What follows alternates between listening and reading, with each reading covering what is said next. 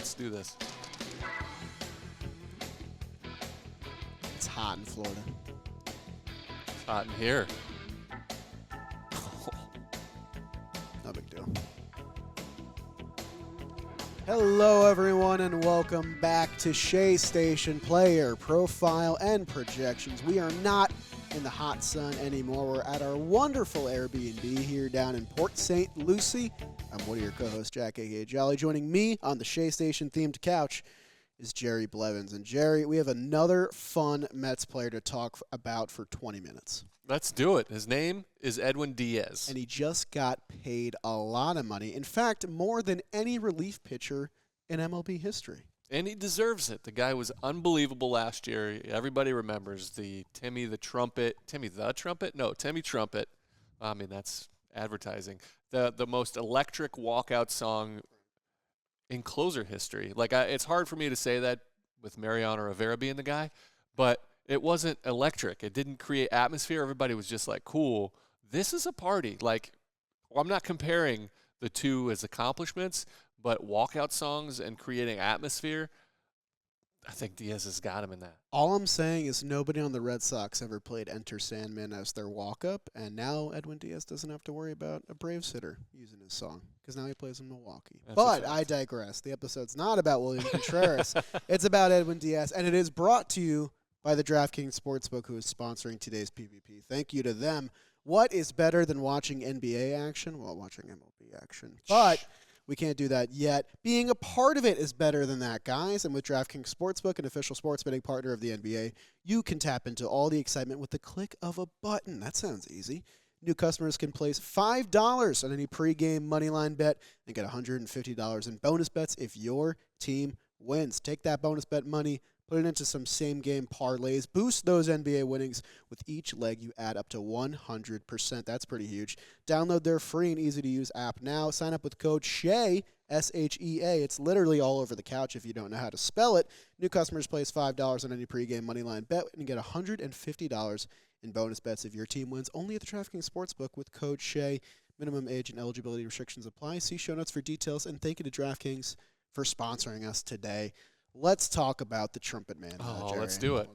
Let's dive into these stats. Yeah, give me a stat line from last year. I mean, I could read it all day. I could just read it for 20 minutes, and that could just be the episode. Do you want to know my favorite one is 61 games, 62 innings pitched. Yeah, what was the two-inning game? Do you remember? Well, he came in a few times early, so he went 1+ when he needed it in the 8th inning, that kind of thing. So it wasn't – he came in when he needed to. He said it from the jump. I think him and Buck had the conversation and Hefner as well. He's like, sometimes you're going to need to be called upon a little bit earlier, and he did that. You have him right there. Yeah, the two-inning game was August 4th against the Braves. I think it was the game where we got one of these, the zip your mouth. I could be wrong. Oh, I don't remember that. You don't remember that? That's a good clip. So he went 2 innings. He went 1 2/3 twice, and he went 1 1/3 3 times. Like, that's great. That's a reliable guy. He did a lot of other stuff, too, including locking down 32 saves with a 1.31 ERA, 0.84 whip, 118 strikeouts in 62 innings. I looked at that, and I said, oh, no, did our research guy Dalton make a typo? That's correct. Shout out to Dalton, by the way. Shout out Dalton Feely for saving our lives with these great scripts. Yeah, Edwin Diaz was really good. Very good. Really 118 strikeouts, only 18 walks in 62 innings. That's crazy. That is 17.1 Ks per 9. Did you do that math on the spot? I did. Thanks, Dalton. That's ridiculous. He had an incredible year. He was going into free agency, but the beautiful thing, and I think one of the most important kind of under-the-radar things that they did is sign him before he reached the free agency period. They signed him in that little 5-day grace period so you can exclusively negotiate. They gave him a fair market deal, what he would have gotten on the open market. He wanted to come back. They gave him what he was going to get anyway. There was no BS, you heard a little bit about what Corbin Burns went through with Milwaukee Brewers and their arbitration, things that they brought to the table and said a few things that really irked him. You've seen a few things, if you've been looking, out on Twitter about how guys are spilling the beans a little bit and how they're handled on the business side, because it becomes personal, even though you don't want it to be. If they're arguing against your worth, sometimes it gets personal when it shouldn't, or it feels that way.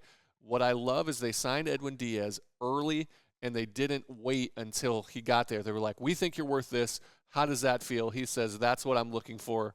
Happy marriage before even any goes out, because it just set the tone for the whole offseason. I think people would have been very surprised at the market for Edwin Diaz, because anybody could use a closer, let alone the best closer in baseball. And he was the youngest closer, and he was by far the best. There wasn't much competition for him, especially in his age range. Because if the Mets did not bring back Edwin Diaz, they were looking at options like Kenley Jansen, who did have a great year last year, but he's only getting older. He's in his later 30s now, and Craig Kimbrell, who's kind of a giant unknown. Like, we don't really know who Craig Kimbrell is at this point in his career. We know who Edwin Diaz is now. He might not be at this level for the rest of his career, but we know that he's a top 2, top 3 closer, top 1 closer. And that's something the Mets needed. They have a great bullpen, but they didn't really have an executive head of the bullpen if Edwin Diaz isn't there. If he didn't sign back, again, before we jump too far and dive into this, if they didn't sign Edwin Diaz back, the team would be a huge step backward. Yes. Having him at the end of the bullpen, I mean, I can't picture it without it, because then I don't know if they go get Verlander. I think they might do a little bit of a reset. I don't know if they go after Nimmo the way they did, because how good Edwin Diaz is and how much stability he provides for the whole team, especially the back end of the bullpen, obviously. And, I mean, we talk about how many things the Mets had to address this offseason. Getting this done quickly was important because there's so many things to juggle. And I think that we talked a lot about how Nimmo's market was massive. There were so many teams looking for a good center fielder. There's probably more teams looking for a great reliever, and I'm sure that market would have been totally exposed had they let it go to free agency. And a lot of people, I think, are kind of scoffing at the notion of 5 years, $100 million for Edwin Diaz. I think that if this contract happened 5 years ago, during right after the Royals had won their World Series with that dynamite bullpen, because remember the Yankees gave Aroldis Chapman 5 years, $86 million. At the time, I don't remember a lot of people balking at that because of the contracts that were being given out to relievers. Now, the landscape of the game has definitely changed a little bit to teams developing their own bullpens, but Edwin Diaz's don't grow on trees. There's a reason that he was involved in a massive trade and then signed the highest AAV deal for a reliever ever. And he's going into age 29 season. He's got that 5 years. I mean, look at what Adam Ottavino did, who we'll cover later. He had arguably his best statistical year last year at age 36, 37. It's incredible what they were both capable of doing, and this only goes through his age 34 season. And now you supplement them with David Robertson, Brooks Raley, Drew Smith is coming back. You have a really nice back end of your bullpen at this point.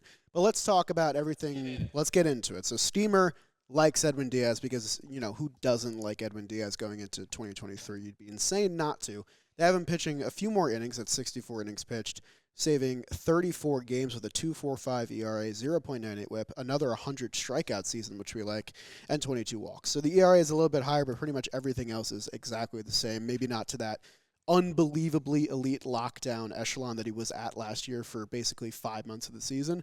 But still, you look at this and you take this to the bank for what you're paying him. Absolutely. If he did this, I think everybody's happy. Yeah. I think he's numbers came back to earth a little bit, especially the whip, the .84 that he had last year gets to .98. Still sub 1, still elite, and he's still giving you 34 saves. I think this would be an absolute W for the team and for his worth. And the reason I highlighted the months there is because Edwin Diaz was great the whole season, but it really was from the end of June to the end of the season. 34 and 2/3 innings pitched, 2 earned runs allowed, which is a 0.52 ERA. Went 18 for 18 in the save opportunities, 65 strikeouts to 7 walks. That was the era where Edwin Diaz was quite literally unhittable. There was nobody putting together rallies on him. The only run scored I really remember from that is the 10-9 Mets game with Mark Canha's 2 home runs, where the Phillies kind of got a little bit of a rally going before he shut it down, striking out Derek Hall. But Edwin Diaz, even in the lone playoff spot that he had as well, where I think he got 5 outs, Buck kind of used him in an interesting spot, was absolutely dynamite down the stretch. And I think it's important because a good first year to this new massive contract, that's definitely a new landscape for the Mets in terms of investing in relievers, is very, very important. You want to get out on the right foot of this deal because we're not totally sure what things will look like in year 4 and year 5. But I think most Mets fans are fairly confident that we can kind of judge the outlook of year 1 being very, very good. Yeah, I don't see it as an end-all, be-all. He definitely has to have a good year, especially closing games. His ERA could balloon a little bit, especially in non-save situations, depending on how they deploy him. but he definitely needs to lock down that ninth inning. And I mean, we need to blow up the trumpet celebrations a little bit more. I know we highlighted a lot last year. It became viral. I'm very curious to see what they have in store in terms of, like, how can we up the ante? How can we make it even more of a party at Citi Field? I do know that they spent a good portion of money on the in-game scoreboard. They did some things there. I've seen a new screen that looks I know they spent some large. money on some cameras. This is strictly Mets. This isn't SNY. This is the New York Mets Entertainment. So I imagine they're going to do something. I don't think the LED lights in the stadium are there yet, but they might be a year or two down the road. I mean, the word you used there that we should highlight is entertainment, because at the end of the day, sports are an entertainment business, and Edwin Diaz is the most entertaining closer in baseball. The Mets might be the most entertaining team in baseball, sometimes for good, sometimes for bad. But I think that one game I went to last year was Mets-Rockies. They had found, I think, a rhythm to Edwin Diaz's intro, and they blacked out all the stadium lights. It went completely dark. It was on a blackout night on a Friday night. And it was my parents' first game of the year, and they absolutely loved it. My mom is a big fan of Narco. She's got it in her playlist now for her car. Love that for Mom. But, yeah, I'm very curious to see if they do anything different this year because, I think there's room for some fun there. I hope your mom sets the cruise control before she turns that song on because that'll give you a lead foot. You'll definitely accidentally lean on the pedal. You'll definitely be going too fast if you're playing that. Do you want to dive into our over/under? It's a fun one. I think that's important. I think the over/under. I'm curious where you're going to land on this. We have the over/under at 16 Ks per nine. Last year it was 17.1, which he was at 18, like 2 per inning for so long. Most of the season. And it's at 16. I think that's the projections from Steamer anyway. His career average is 14.8 Ks per nine. That's kind of lower than I thought it would be, but I think that might be a lot of Seattle time. I'm looking at his baseball reference. In 2020, shortened season, obviously, he was 17.5, which is crazy. 15.4 even in that bad 2019 season, and then mostly below that for the rest of it. So over under 16.0. So I don't know that Edwin Diaz needs to strike out 16 batters per nine to be successful. I think that's, an obvious statement there. Do I think he's capable of it? Yes. But, this is a year after that elite status of him, and, you check out his baseball savant here, and, there's not a lot of contact to go around. I think I will take the over. I don't want to spoil it. I'm going to take the over as well. Right. I believe in him. This isn't like if he goes under, it's not going to be like a terrible. This isn't one of those markers of a year over under where he's subpar. It means his performance was subpar. But this is strictly about K's. We're both going to take the over. I want to make one where if it's successful, he'll go under. I want to do something simple like saves. Oh, okay. I want to do something. Well, we can really only do saves for him, so we might as well. Yeah, because I think it's important. Again, it's not even on him to be in that. Sometimes there's not going to be a scenario, so maybe because he's gotten 32 the last 2 seasons, which seems low. Is that fair? No, let me change it here. I'm going to change it to whip because that shows a little bit of dominance. There's Emmanuel Clase. He's known for just dominating because he doesn't strike out guys like Edwin Diaz does, but Clase just never has runners on base because it's so hard to hit that cutter at 100. So I'm going to use whip. Oh, my God. Clase had a 0.73 whip last year. That's crazy. And I thought Diaz's number was his career whip, obviously he's only in – this will be his third full season, is .84. So he's on another level of domination, but it's not strikeouts. It's limiting base runners. But that's what Diaz did last year. He created fewer base runners. He didn't walk many people. I want to do whip, and I'm going to go right at the Steamer line. They're projected at .98. I'm going to say the over-under at .98. So under in this case is better. Under is better, correct. It's I like fewer walks or hits per inning pitched. Oh, I'm hammering the under. I think he's good for going below 0.9. I'm going to take it under as well. I like that in the Escobar over-under. It was like this weird tug of war with our hearts and our brains. And this one, it's like, oh yeah, he's just going to dominate. He's going to be amazing. Yeah, I think that version of 2019 Edwin Diaz is dead and gone. He might not be the all-out amazing closer that we saw him last year, but I think it's a slam dunk for seeing a guy that can lock down a game in a big spot. I was just so impressed with his ability to make adjustments on his slider. He found something last year, and it was more towards the end of the 21 season, where he just knows how to get back to it. You talked about it in that Philly game. That was one of maybe 4 times the whole season that I saw him struggle to find his zone, and he still got out of it. He let up a couple of runs, but he made those pitches when he needs to. When he gets, because he's long-limbed and he's a fast twitch kind of guy, so when the ball comes out and he's off, he lets it fly arm side up and away. So he's learned his mechanics on how to get to that down and glove side, and when he can do that consistently, he knows that's where his he doesn't have the Ottavino sweeping slider. He has a little one. It's actually statistically or by the numbers not very great because it doesn't move a ton, but off of that fastball, it's pure electric. I just love that going into last year, he was one of the biggest. Question marks feels unfair because he was good in 2021, but it was the biggest, like, if Edwin Diaz is good, that takes us to another level. I haven't even thought much about Edwin Diaz this offseason. I'm busy thinking about, is Verlander and Scherzer going to stay healthy? What does Kodai Senga look like? What does the lineup look like without a 5-hitter? I don't even think about Edwin Diaz because he feels that much of a sure thing to me.